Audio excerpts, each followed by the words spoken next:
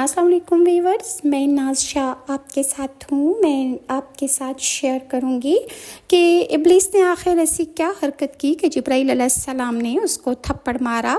हज़रत अब्दुल्ला बिन अब्बास से रिवायत है, आप फरमाते हैं कि शयातीन वही सुना करते थे, यानी कि वो आसमान के नीचे बैठकर फरिश्तों की बातें सुन लिया करते थे और नीचे जो काहन और नजूमी होते थे वो आकर उनको बतलाते और इस तरह वो लोगों को गुमराह किया करते थे और उन्हें बताकर ये साबित किया करते थे कि हम सच्चे लोग हैं। और शयातीन की वही जब सुनते और रसूलुल्लाह सल्लल्लाहु अलैहि वसल्लम जिस वक्त मबऊस हुए तो शयातीन को इस हरकत से रोक दिया गया। यानी जब शयातीन दोबारा आसमान की तरफ जाते और चाहते थे कि हम फरिश्तों की गुफ्तगू सुने तो उन्हें एक से मारा जाता था, जिससे कि शयातीन भाग निकलते थे। शयातीन ने इसकी खबर इब्लीस को दी कि हम जब आसमान के नज़दीक जाते हैं तो वहाँ पर हमें मारा जाता है और हम वापस ज़मीन की तरफ पलट आते हैं। इब्लीस ने कहा कि यूँ मालूम होता है कि जैसे कोई गैर मामूली बात हुई है। फिर इब्लीस जबल अबू कबीस पर चढ़ा और ये ज़मीन पर रखा जाने वाला सबसे पहला बुलंद पहाड़ है। उसने देखा कि आप सल्लल्लाहु अलैहि वसल्लम उस वक्त मकाम इब्राहीम पर खड़े नमाज पढ़ रहे हैं। इब्लीस ने खुद से कहा, मैं अभी जाता हूँ और आप सल्लल्लाहु अलैहि वसल्लम की नाउज़ुबिल्लाह गर्दन तोड़ देता हूँ। चुनाचा वो रसूलुल्लाह सल्लल्लाहु अलैहि वसल्लम की जानिब बढ़ा। उसके नापाक इरादे जिब्राईल अलैहिस्सलाम को आगाह कर दिया गया और उसी वक्त हज़रत जिब्राईल अलैहिस्सलाम भी चूँकि वहाँ पर मौजूद थे और रसूलुल्लाह सल्लल्लाहु अलैहि वसल्लम की हिफाजत पर मामूर थे। जैसे ही इब्लीस आगे बढ़ा और उसने चाहा कि वो अपने नापाक इरादों में कामयाबी हासिल कर ले, हज़रत जिब्राईल अलैहिस्सलाम ने इब्लीस को इस ज़ोर से थप्पड़ मारा कि वो पटाख कर ज़मीन पर गिर पड़ा और वहाँ से वो भाग खड़ा हुआ और इस तरह अल्लाह ताला ने हज़रत सल्लल्लाहु अलैहि वसल्लम की हिफाजत फरमाई।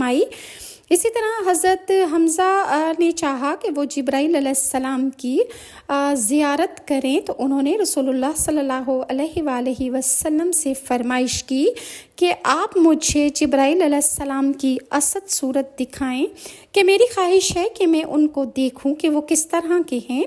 तो रसूलुल्लाह सल्लल्लाहु अलैहि वसल्लम ने हज़रत हमज़ा से फरमाया, आप में इतनी ताकत नहीं कि आप अपनी आंखों से हज़रत जिब्राईल अलैहिस्सलाम को देख सकें।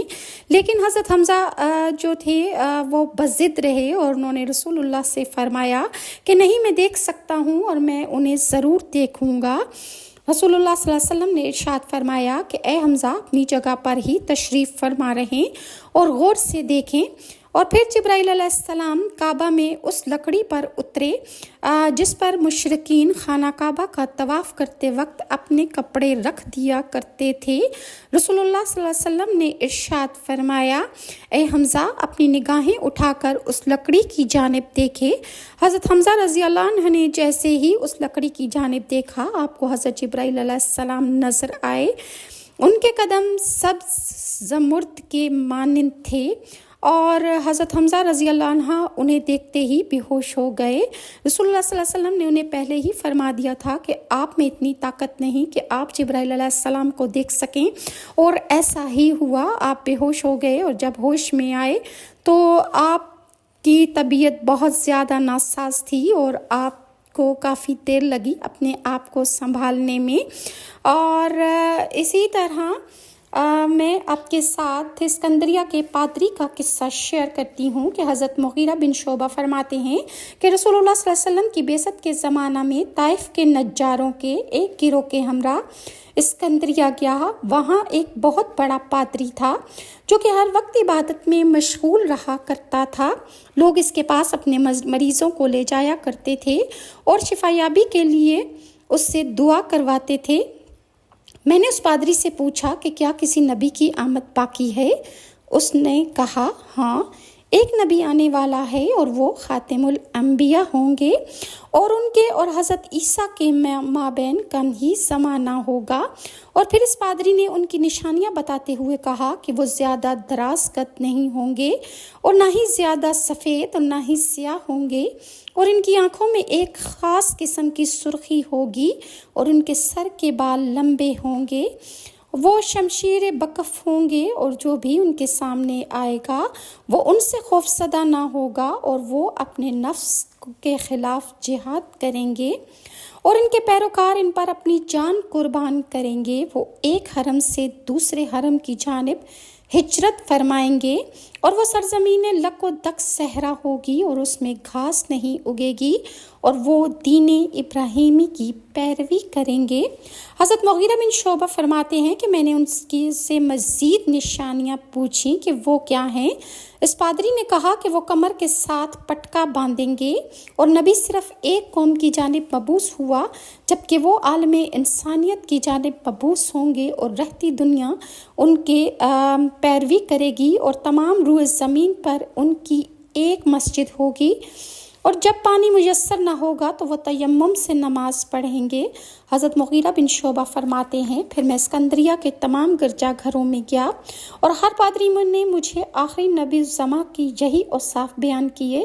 پھر جب میں نے رسول اللہ کی خدمت میں حاضر ہوا تو میں نے ان تمام اوصاف کو رسول اللہ کی ذات میں پایا، اور میں نے اس بات کا ذکر رسول اللہ سے کیا، اور آپ نے اس بات کو بہت زیادہ پسند فرمایا۔ اسی طرح ایک بھیڑیے نے رسول اللہ صلی اللہ علیہ وآلہ وسلم کی نبوت کی گواہی کس طرح دی، میں آپ کے ساتھ شیئر کرتی ہوں کہ حضرت ابو سعید خضرمی فرماتے ہیں کہ قبیلہ اسلم کا ایک شخص اپنی بکریوں کے ساتھ تھا، اور ان بکریوں کو وہ ذوالحلیفہ کے میدان میں چرا رہا تھا۔ ان بکریوں پر ایک بھیڑیا ٹوٹ پڑا، اور وہ شخص چلایا اور پتھر مار کر اپنی بکری اس بھیڑیے سے چھڑا لی۔ بھیڑیا اس شخص کے سامنے آیا اور اپنی دم کو رانوں کے نیچے دبا کر گھٹنوں کے بل بیٹھ گیا، اور اس آدمی سے کہنے لگا کہ کیا تم اللہ عز و جل سے نہیں ڈرتے کہ مجھ سے تم وہ بکری چھینتے ہو جو مجھے بطور رزق اللہ نے دی ہے؟ اس شخص نے کہا واللہ میں نے ایسی بات پہلے نہیں کبھی سنی۔ وہ بھیڑیا بولا تم کس لیے حیران ہوتے ہو؟ وہ شخص بولا میں بھیڑیے کو یوں کلام کرتے دیکھ کر حیران ہوا کہ بھیڑیا کس طرح باتیں کر رہا ہے۔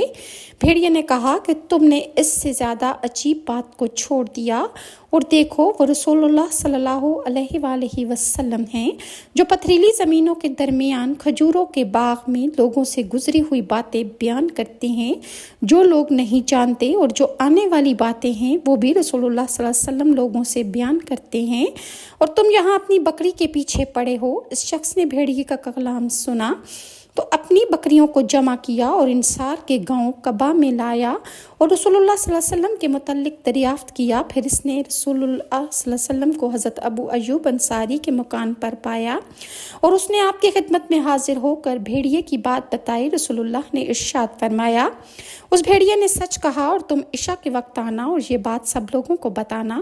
وہ شخص عشاء کے وقت آیا اور اس وقت سب لوگ جمع تھے۔ اس شخص نے بھیڑیے کی بات سب سے بیان کی۔ رسول اللہ نے اس بات کی سننے کے بعد 3 مرتبہ فرمایا یہ سچ کہتا ہے اور قیامت سے پہلے ایسے عجائبات ہوں گے۔ قسم ہے اس ذات کی کہ جس کے قبضے میں میری جان ہے، قریب ہے کہ تم میں سے ایک شخص شام یا صبح کو اپنے متعلقین سے غائب ہوگا، اور پھر اس کا کوڑا یا اس کی چھری یا اس کا جوتا اسے واقعہ کی اسے خبر دے گا، یعنی بے زبان چیزیں قیامت کے نزدیک باتیں کرنے لگیں گی۔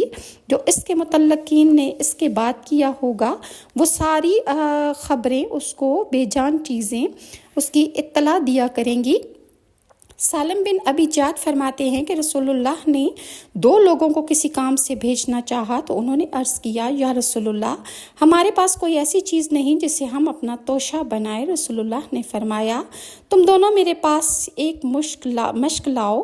وہ دونوں شخص ایک مشک لائے۔ رسول اللہ صلی اللہ علیہ وسلم نے اس مشک کو پانی سے بھرنے کا حکم دیا اور پھر اس پر ڈاٹ لگا دی اور فرمایا تم دونوں یہاں سے جاؤ یہاں تک کہ تم فلاں مقام پر پہنچو، اللہ تعالیٰ تمہیں وافر رزق عطا فرمائے گا۔ وہ دونوں شخص روانہ ہوئے، اس مقام تک پہنچے جس کے متعلق رسول اللہ نے ارشاد فرمایا تھا۔